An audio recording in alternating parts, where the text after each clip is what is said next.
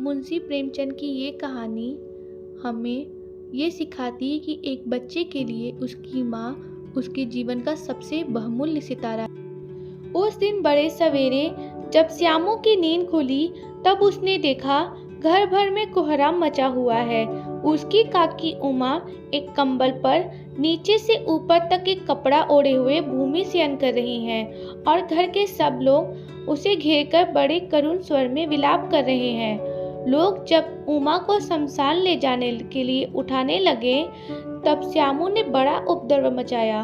लोगों के हाथों से छूटकर वह उमा के ऊपर जा गिरा। बोला, काकी सो रही हैं, उन्हें इस तरह उठाकर कहाँ लिए जा रहे हो? मैं न जाने दूंगा। लोग बड़ी कठिनता से उसे हटा पाए। काकी के अग्नि संस्कार में भी वह न जा सका।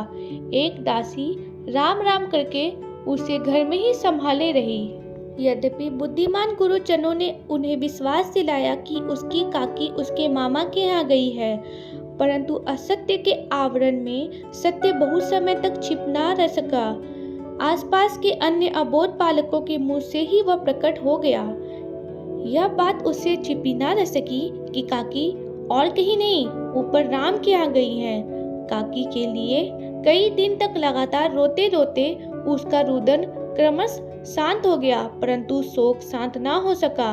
वर्षा के अंतरल 1 ही 2 दिन में पृथ्वी के ऊपर का पानी अगोचर हो जाता है, परंतु भीतर ही भीतर उसकी आर्द्रता जैसे ही बहुत दिन तक बनी रहती है, वैसे उसके अंतस्थल में वह शोक जागकर बस गया था। वह प्राय अकेला बैठा बैठा शून्य मन से आकाश की ओर ताका करता था।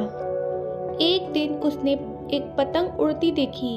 न जाने क्या सोचकर उसका हृदय एकदम खिल उठा। विश्वेश्वर के पास जाकर बोला, काका मुझे पतंग मंगा दो। पत्नी की मृत्यु के बाद विश्वेश्वर अनमनस्क रहा करते थे, अतः मंगा दूंगा कहकर वे उदास भाव से और कहीं चले गए। श्यामू पतंग के लिए बहुत उत्कंठित था। वह अपनी इच्छा किसी तरह रोक ना सका। एक जगह खूंटी पर विश्वेश्वर का कोट टंगा हुआ था। इधर उधर देखकर उसने उसके पास स्टूल सरका कर रखा और ऊपर चढ़कर कोटे की जेब टटोली। उनमें एक चमन्नी का आविष्कार करके वह तुरंत वहां से भाग गया। सुखिया दासी का लड़का भोला श्यामू का समवयस्क साथी था। श्यामू ने उसे चमन्नी देकर कहा, अपनी जीजी से कहकर गुपचुप एक पतंग और डोर मंगा दो। देखो खूब अकेले में लाना, कोई देख जान ना पावे। पतंग आई। एक अंधेरे घर में उसमें डोर बांधी जाने लगी। श्यामू ने धीरे से कहा, किसी से ना कहो। तो एक बात कहूँ? भोला ने सिर हिलाकर कहा, नहीं किसी से नहीं कहूँगा। श्यामू ने रहस्य खोला, मैं ये पतंग ऊपर राम के यहाँ भेजूंगा। इसे पकड़कर काकी नीचे उतरेंगी। मैं लिखना नहीं जानता, नहीं तो इस पर उनका नाम लिख देता। भोला श्यामू से अधिक समझदार था। उसने कहा, बात तो बड़ी अच्छी सोची, परंतु एक कठिनता है। यह डोर पतली है, इसे पकड़कर काकी उतर नहीं सकती। इसके टूट जाने का डर है। पतंग में मोटी रस्सी हो तो सब ठीक हो जाए। श्यामू गंभीर हो गया। मतलब ये बात लाख रुपए की सुझाई गई है, परंतु कठिनता ये थी कि मोटी रस्सी कैसे मंगाई जाए। पास में दाम नहीं है और घर के जो लोग हैं उसकी काकी को बिना दया माया के जला आए हैं। वे उसे इस काम के लिए कुछ नहीं देंगे। उस दिन श्यामू को चिंता के मारे बड़ी रात तक नींद नहीं आई। पहले दिन की तरकीब से दूसरे दिन उसने विश्वेश्वर के कोट से 1 रुपया निकाला, ले जाकर भोला को दिया और बोला, देख भोला, किसी को मालूम ना होने पाए। अच्छी अच्छी 2 रस्सियाँ मंगा दे। एक रस्सी ओछी पड़ेगी। जवाहिर भैया से मैं एक कागज पर काकी लिखवा रखूँगा।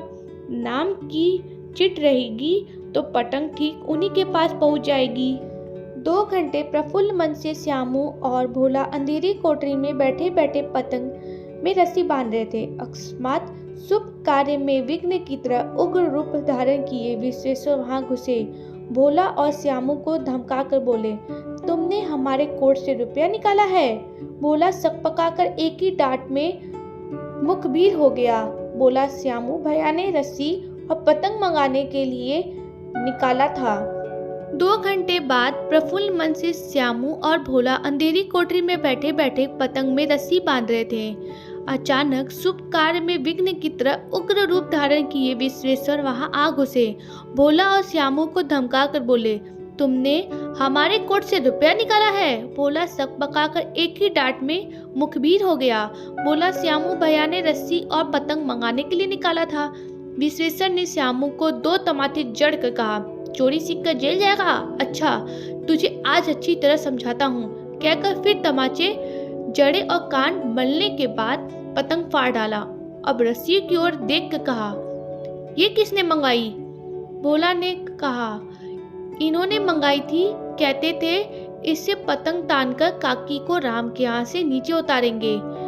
विश्वेश्वर हत बुद्धि होकर वही खड़े रह गए। उन्होंने फटी हुई पतंग उठाकर देखी। उस पर चिपके हुए कागज पर लिखा हुआ था काकी। लेखक का नाम मुंशी प्रेमचंद। धन्यवाद।